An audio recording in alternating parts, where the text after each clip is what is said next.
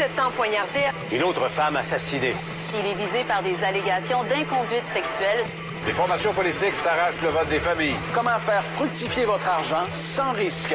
Savoir et comprendre les plus récentes nouvelles qui nous touchent. Tout savoir en 24 minutes. Avec Florence Lamoureux et Mario Dumont. En manchette dans cet épisode, récent sondage léger, le gouvernement Legault freine sa chute et le Parti québécois se confirme comme deuxième choix. Feu de forêt, la qualité de l'air va se détériorer à Montréal. Le ministre de la Sécurité publique, François Bonnardel, recommande aux citoyens de fermer leurs fenêtres. Tout savoir en 24 minutes. Tout savoir en 24 minutes. Bonjour, bienvenue à Tout savoir en 24 minutes. Salut Mario. Bonjour. Le nouveau sondage léger retient l'attention aujourd'hui. La CAQ stabilise sa baisse d'appui avec 37 % et il y a le Parti québécois aussi qui raffermit sa position de numéro 2 avec 23 % qui est aussi le très populaire dans la région de Québec. Oui, mais en fait, c'est un deuxième sondage. C'est surtout ça parce que toute personne expérimentée se méfie d'un seul sondage. Quand un sondage dit quelque chose de nouveau, on se dit, bon, on regarde ça. Le dernier qui était au 1er mai. Oui, le dernier datait de la fin avril, début mai, mais était fait les derniers jours d'avril. Et donc, il nous disait, le PQ, tout à coup, renforcé dans la région de Québec, s'installe comme bon deuxième. Oui, on avait noté ça, mais comme avec une prudence. On va attendre de voir les prochains sondages. Est-ce que ça se confirme? Est-ce que ça pourrait être un hasard statistique d'une erreur? Le sondage reste un exercice de sciences statistiques. Ou est-ce que ça pourrait être un événement d'un moment, l'exemple, le serment au roi qui était bien populaire, puis ça retombe après. Et là, quand tu as un deuxième sondage qui vient exactement nous conforter dans l'existence des mêmes tendances, on est obligé de dire, oups, OK, le Parti québécois s'installe dans l'espèce de position d'alternative du gouvernement, l'espèce de position là, de bon deuxième. On voyait déjà ça un peu l'automne passé à l'élection. Le PQ avait été deuxième dans bien des comtés. C'est juste que deuxième, ça donne rien. Là, tu gagnes le siège ou tu le gagnes pas.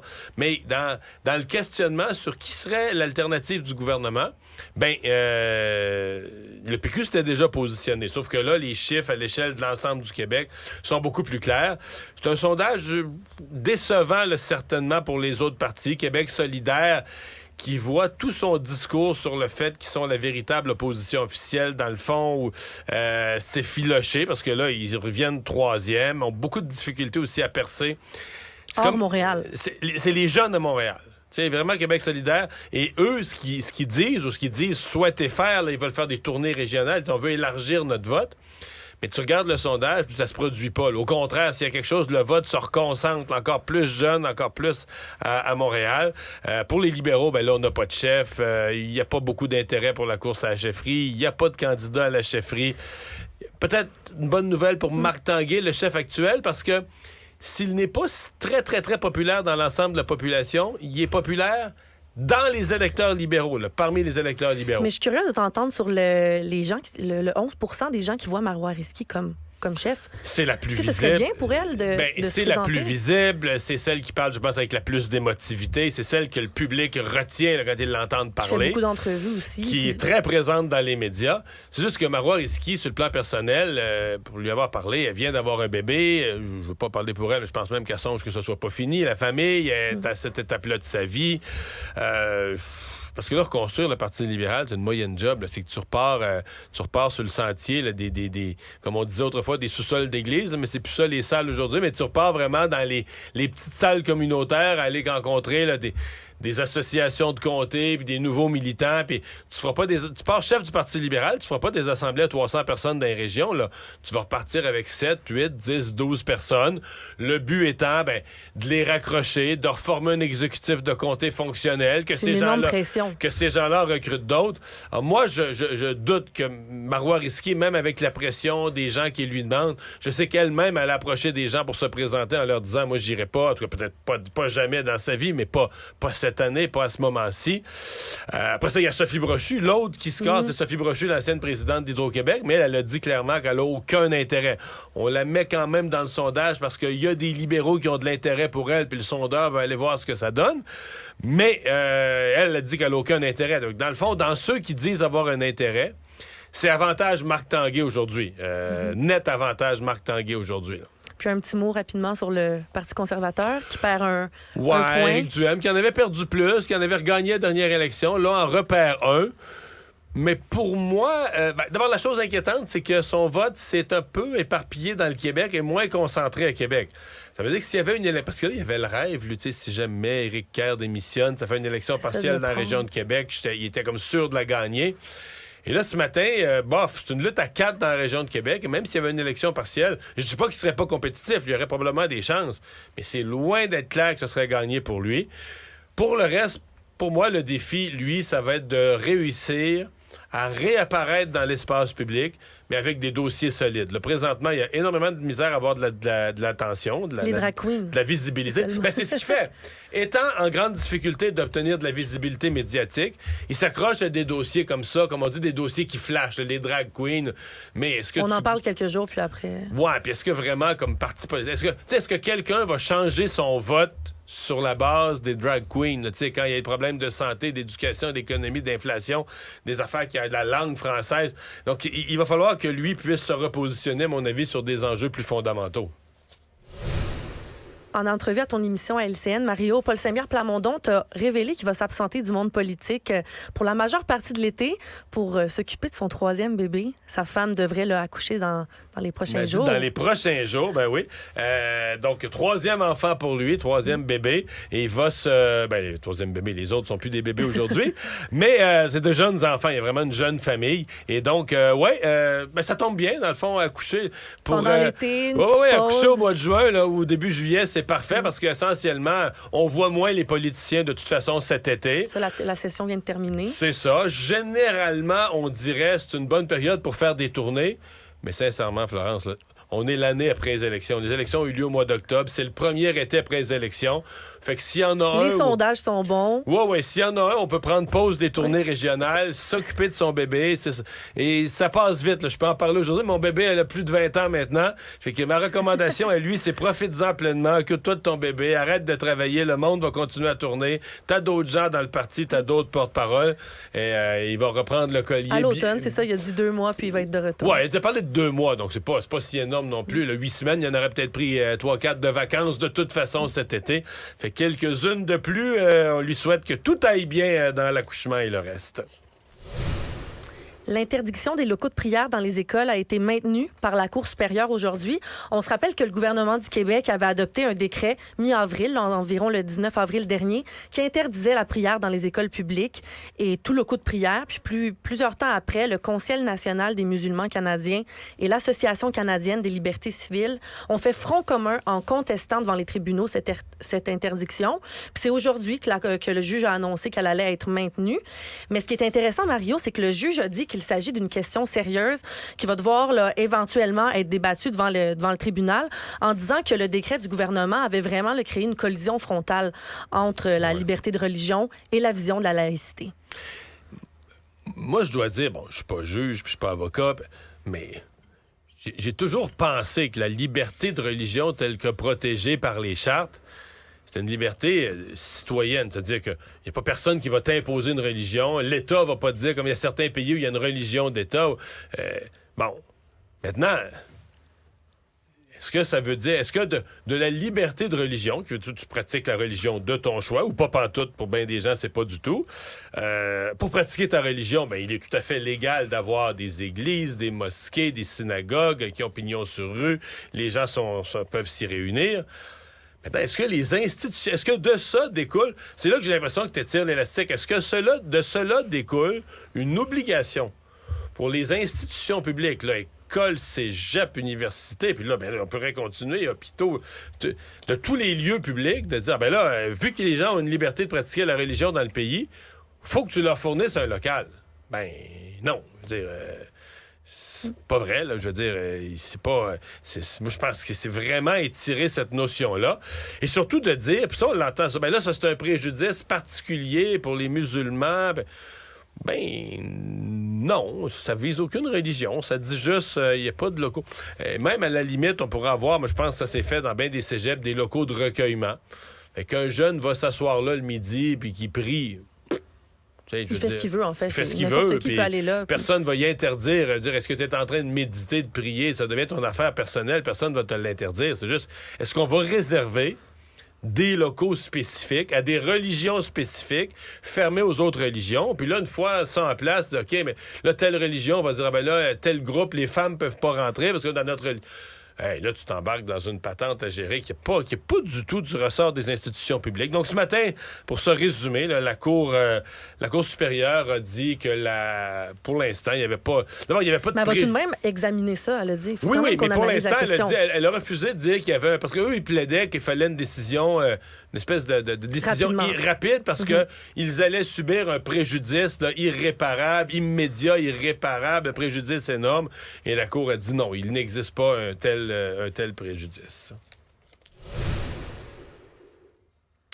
Il y a encore énormément de réactions avec la nouvelle que la CBC a révélée hier avec le transfert là, de Paul Bernardo vers une prison de sécurité moyenne. Ce qui choque, c'est que le ministre de la Sécurité publique, Marco Mendicino, n'aurait pas été personnellement informé.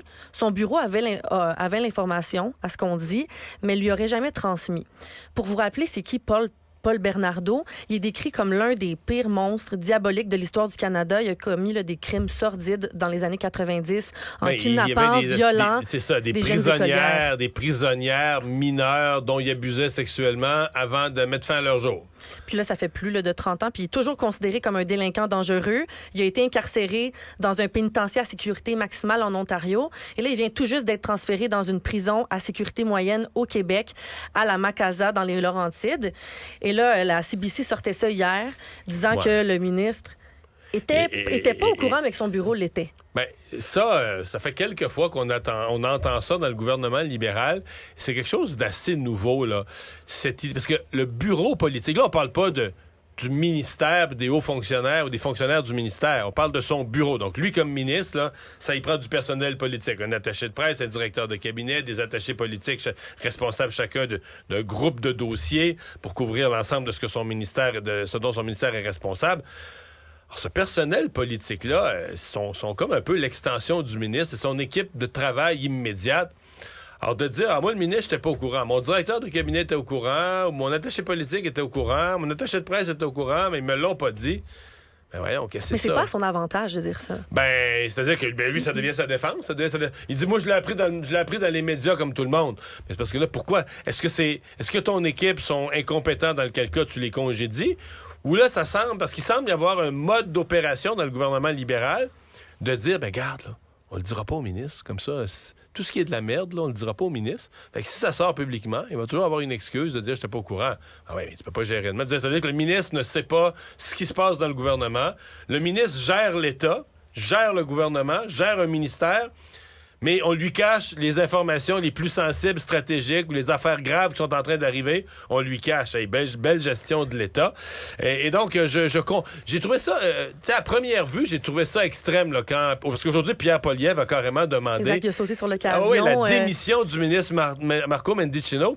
Et en anglais, il a dit that's one lie too many. Là. C'est le mensonge de trop.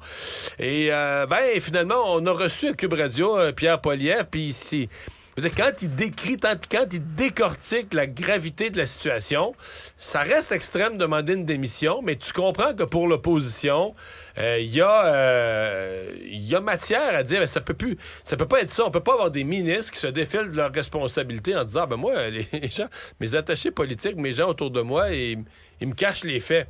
Dans ce cas-ci, c'est pas un petit fait. Là. Paul Bernardo allait être transféré. C'est une énorme histoire. Oui, allait être transféré d'une prison à sécurité maximale vers une prison à sécurité moyenne. Les familles qui n'ont pas été mises au courant aussi. Exactement. Et la CBC dit, lui, Marco Mendicino, dit, j'ai appris ça dans le journal comme tout le monde, j'ai été outré, j'ai été choqué. Mais le ministère dit, nous, on avait avisé son bureau dès la fin du mois de mars. Dès la fin mars, on a avisé son bureau. Voici ce qui s'en vient ce printemps. Mais là, lui, son bureau ne lui aurait jamais transmis. Mais est-ce que ça se peut en politique, Mario, que ton bureau le sache, mais pas toi? Ça se peut, mais ça veut dire que ça se peut. Oui, ça se peut. C'est sûr que ça se peut. On dit quelque chose à quelqu'un, on n'est pas sûr qu'il va le répéter à l'autre. Est-ce que c'est normal? Non. Est-ce que c'est une excuse? Non.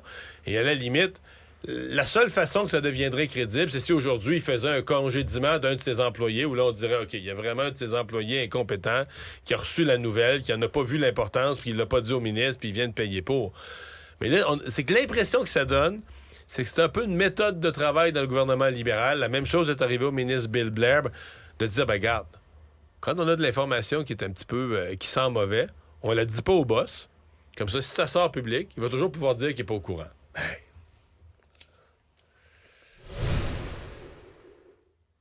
Point sur les feux de forêt au Québec. La situation s'améliore encore. De plus en plus de renforts étrangers sont arrivés aujourd'hui pour venir prêter main forte, donner un petit répit, un gros répit à nos pompiers qui sont sur le terrain depuis le début. Là, tous les Américains sont installés au poste. Aujourd'hui, cet après-midi, j'ai vu à l'aéroport, les Portugais, les Espagnols sont arrivés. Puis on a quand même été chanceux, Mario, disant que la saison des feux de forêt arrive en Europe, puis que ce soit arrivé là, un peu avant, que nous, ce soit arrivé en fait avant eux pour qu'on puisse avoir eu plusieurs renforts de l'étranger. Et il y a le ministre de la Sécurité publique, François Bonnardel, qui prévient là, que la qualité de l'air va se détériorer à Montréal en raison des feux de forêt dans les prochaines heures. Il recommande aux citoyens de fermer leurs fenêtres, d'éviter les activités sportives intenses à l'extérieur. Donc, ça se peut là, que vous voyez de la genre de fumée, du smog, le ciel un peu orangé. Là, Mais là, on parle vraiment d'un air de mauvaise qualité au point d'arriver à une recommandation plus sévère comme la fermeture des fenêtres. Des fenêtres, puis de ne pas aller dehors du tout. Donc, on parle de demain, là, donc le 15 juin, qui serait la journée où pour le Grand Montréal, mais en fait, Grand Montréal, en fait, c'est de l'Outaouais que c'est de Berthier à Gatineau, l'Outaouais que dans la Naudière. Là. C'est un immense secteur.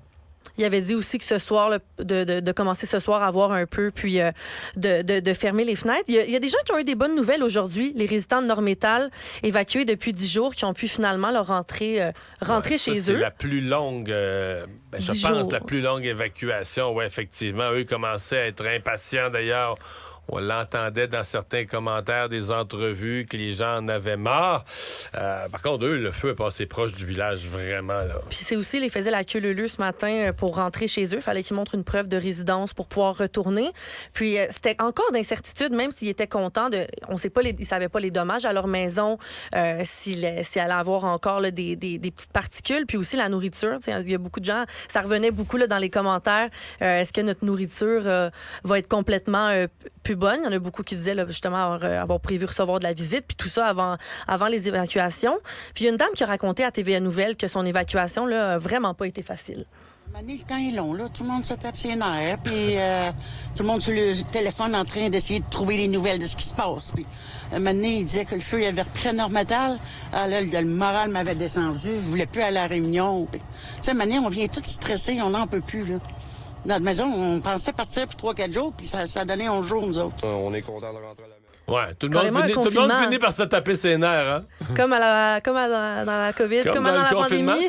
Comme on l'avait vécu il y a 20 quelques années dans le verglas. Là. Les gens manquaient d'électricité. Certains avaient accueilli des membres de la parenté. Alors, venaient coucher dans le sous-sol. Bon, une journée, 2 jours. Les 2 premières journées, c'est drôle. Ça joue aux cartes. Tu fais des gros parties de sandwich.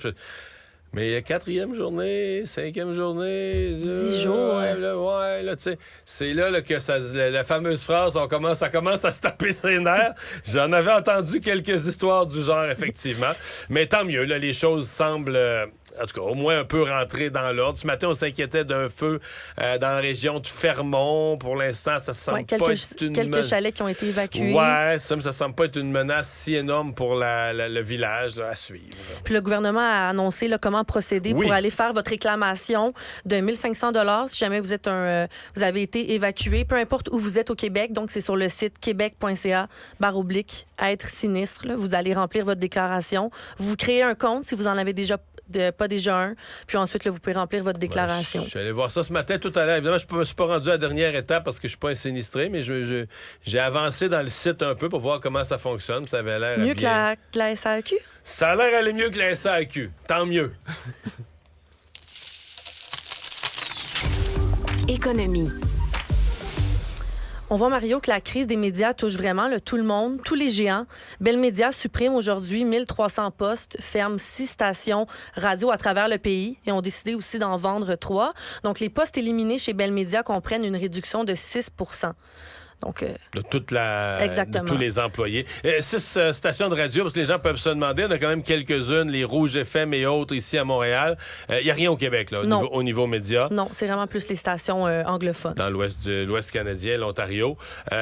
Oui, c'est sûr que ça va mal dans le monde des médias. Il n'y a à peu près pas de médias.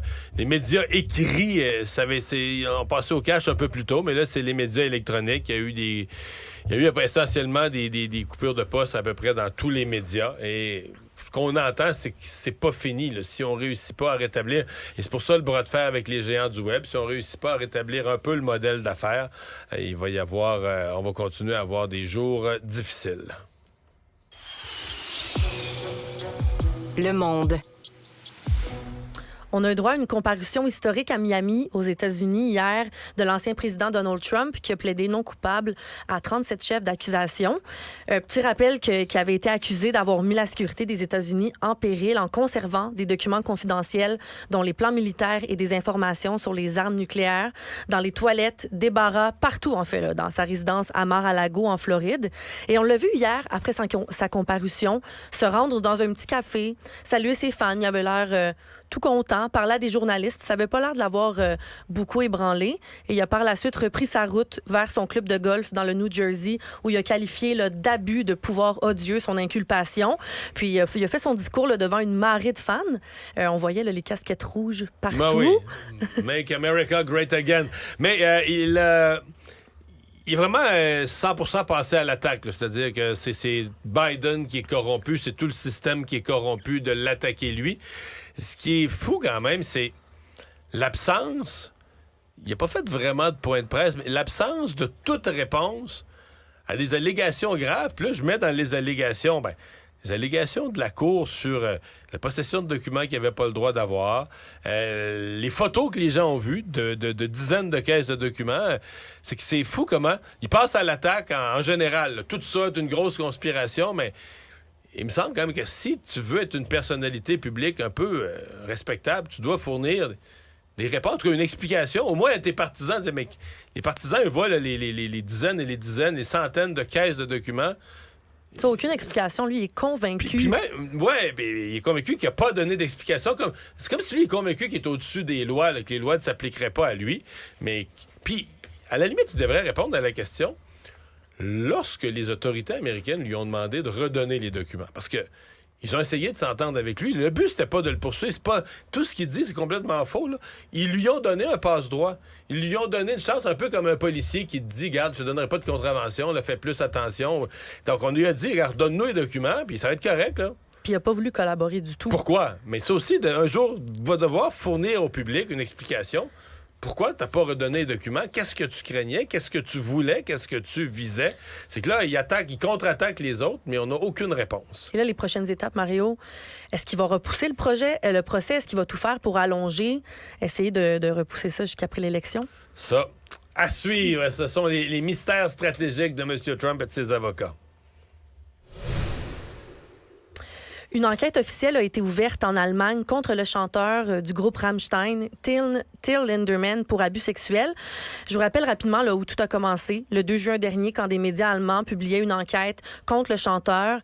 L'enquête montrait là, le système bien ficelé que le chanteur du groupe Rammstein avait fait pour avoir des relations sexuelles avec des jeunes femmes. Donc, il y a beaucoup de jeunes femmes dans cette enquête-là qui ont dénoncé le chanteur, qui avait vraiment un modus operandi qui faisait dans plusieurs de ses concerts. Donc, il repérait les femmes sur les réseaux sociaux, dans la salle.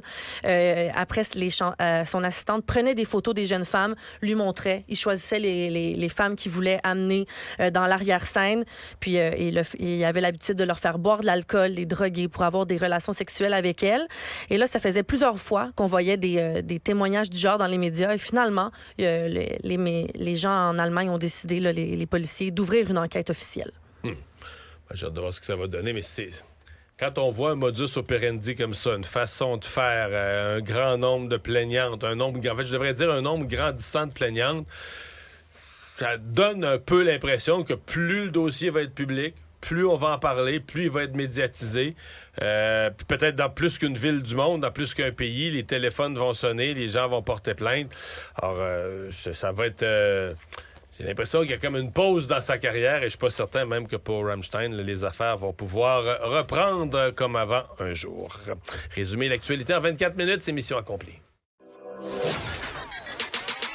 Tout savoir en 24 minutes.